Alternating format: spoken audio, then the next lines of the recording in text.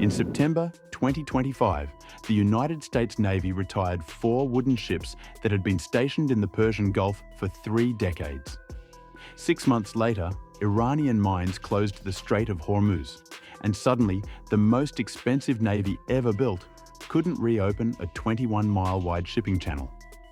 So American admirals made a phone call to Germany. What arrived wasn't a warship or a submarine. It was a yellow underwater drone the size of a carry-on suitcase. And right now, that German robot is the only thing keeping global oil flowing through the most important choke point on Earth, the Hormuz threat. The Strait of Hormuz carries 20% of the world's oil every single day. Close that waterway, and gas prices don't just rise, they detonate. The economic damage hits $3.2 billion per day, and that cost gets absorbed directly into grocery prices, heating bills, and every product shipped by truck or container vessel. Iran has been preparing for this exact scenario for decades. Their arsenal includes contact mines that explode on impact, influence mines that detect magnetic fields and propeller noise from the seafloor, and rising mines that fire explosive warheads upward at speeds that give ship crews under 2 seconds to react. Each mine costs roughly $1,000 to $5,000 to manufacture. Iran possesses an estimated 2,000 to 6,000 of them. In 1988, a single Iranian mine, one mine that cost approximately $1,500, ripped a 15-foot hole in the USS Samuel B. Roberts. Repairing that damage required $89.5 million and 13 months of shipyard work. That's a cost ratio of almost 60,000 to 1 in favor of the mine.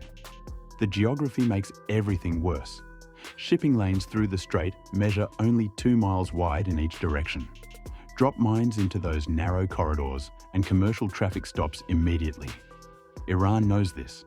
They've built their entire asymmetric naval strategy around exploiting this single geographic vulnerability that every industrialized economy depends on: the US capability gap. For 30 years, America maintained 4 Avenger-class minesweepers in Bahrain specifically to counter this threat. These weren't conventional warships. Their hulls used wood and fiberglass instead of steel to avoid triggering magnetic mines.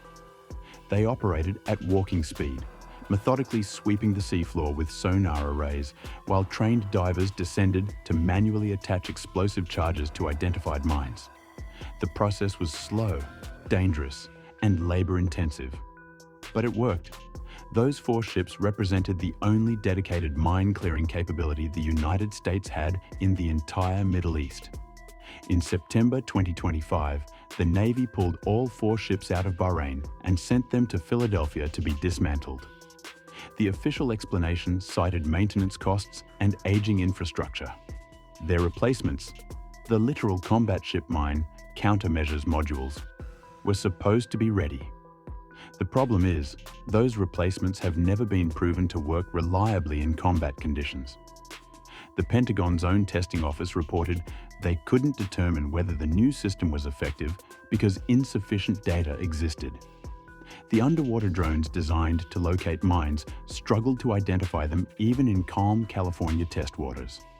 The equipment rated as not operationally suitable, with components working less than 30% of the time during evaluations. Unlike the Avenger class, where mine-clearing gear was permanently integrated, the new system requires hours of setup before a single mine can even be searched for. Every piece of equipment must be individually lowered, connected, calibrated, and monitored. The United States spent $30 billion developing a replacement for 4 wooden ships. Right now, with thousands of mines potentially blocking the world's most critical oil route, that replacement cannot reliably perform the mission. Enter the Germans. Germany approached mine warfare differently from the beginning. After World War II, German waters, particularly the Baltic and North Seas, remained heavily contaminated with unexploded ordnance. Clearing those waters became a national priority that shaped an entire generation of naval doctrine. The result was the Frankenthal-class mine countermeasures vessels, also designated Type 332, which represent arguably the most sophisticated minesweeping platform ever built. These ships don't just locate mines, they operate as mobile command centers coordinating multiple autonomous systems simultaneously. Their hulls incorporate advanced composite materials engineered to minimize acoustic, magnetic, and pressure signatures. The German doctrine emphasizes standoff capability, keeping human operators as far from the mine as possible while maintaining precise control of disposal operations. This philosophy produced a family of unmanned underwater vehicles designed not to return to the ship after each mission, but to be expended in the process of neutralizing the mine. The crown jewel of this system is called SeaFox. Built by Atlas Electronic in Bremen, SeaFox is a disposable underwater drone measuring roughly 1.3 meters long and weighing approximately 43 kilograms. It looks like a bright yellow torpedo with a camera nose and costs approximately $250,000 per unit. That sounds expensive until you compare it to the alternative: sending human divers into mine-infested waters or risking multi-billion-dollar warships in contaminated zones. SeaFox UUV Walkthrough SeaFox operates on a principle that seems counterintuitive at first.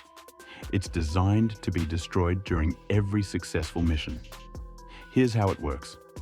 When sonar identifies a potential mine on the seafloor, the mothership launches SeaFox on a fiber optic cable that transmits real-time video and control signals. The operator guides the drone toward the target using dual high-definition cameras, one forward-looking for navigation, one down-looking for precise positioning above the mine. As SeaFox approaches, its onboard sonar provides additional confirmation of the target's shape and structure. The operator can circle the object, examining it from multiple angles to confirm it's actually a mine and not a rock, piece of debris, or other harmless object. Once positive identification is made, SeaFox positions itself directly above or beside the mine, depending on the mine type, and activates a shaped charge warhead built into its nose section. The warhead detonates, simultaneously destroying both the mine and the SeaFox unit itself. The fiber optic cable detaches. The mothership reels in the empty cable and prepares to launch another SeaFox for the next target. One drone, one mine. The entire process from launch to detonation typically takes 15 to 30 minutes per mine. Compare that to traditional methods requiring hours of diver preparation, underwater approach time, and careful extraction procedures where one mistake kills the diver. The United States Navy began purchasing SeaFox systems in 2013, initially as a stopgap measure while the littoral combat ship mine modules completed development. By 2026, that stopgap had become the primary mine disposal capability for American forces operating in the Persian Gulf. The 2026 Hormuz operation. On March 10th, American intelligence confirmed Iran had begun actively laying mines throughout the Strait of Hormuz. The types detected included the Mahan-3, a 300-kilogram mine equipped with acoustic sensors, and the Maham-7, a 220-kilogram bottom mine that can be deployed from small boats or helicopters. Within days, commercial shipping traffic dropped from over 130 vessels per day to fewer than 10. Current mine clearing operations involve a multinational coalition led by American forces, but heavily dependent on German technology and European expertise. The process works like this. American destroyers and patrol craft establish security perimeters. Unmanned surface vessels conduct initial sonar sweeps of suspected mine zones. When potential contacts are identified, the coordinates get passed to mine-sweeping units operating German-built SeaFox drones. British and French mine warfare specialists provide additional reconnaissance using their own unmanned systems. Australian naval personnel contribute specialised diving teams for shallow water operations. The goal isn't to clear every mine in the strait. That would take years. Instead, coalition forces are carving out a narrow, safe corridor roughly 6 miles wide that allows commercial traffic to pass through under close escort. Destroyers move ahead of each convoy. Aircraft patrol overhead. Surveillance drones scan for additional threats. Tankers follow in single file like a slow-moving train. every ship that transits must submit identification, crew lists, cargo descriptions, and destination details to Iranian authorities, who are charging $1 per barrel of oil transported as a transit fee collected in cryptocurrency. The operation is working, but barely. 5 to 7 ships per day are now getting through. That's roughly 5% of normal traffic volume.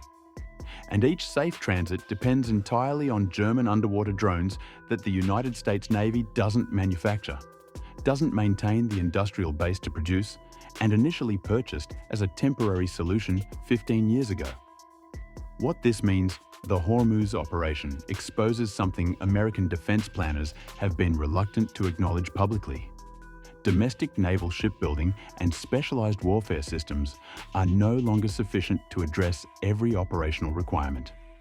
The SeaFox dependency isn't an isolated case. It's part of a broader pattern. The next generation of American frigates, the Constellation class, is based on a Franco-Italian hull design because no American shipyard could deliver an equivalent platform within budget and schedule constraints. This isn't about American decline or European superiority. It's about specialization in an increasingly complex threat environment.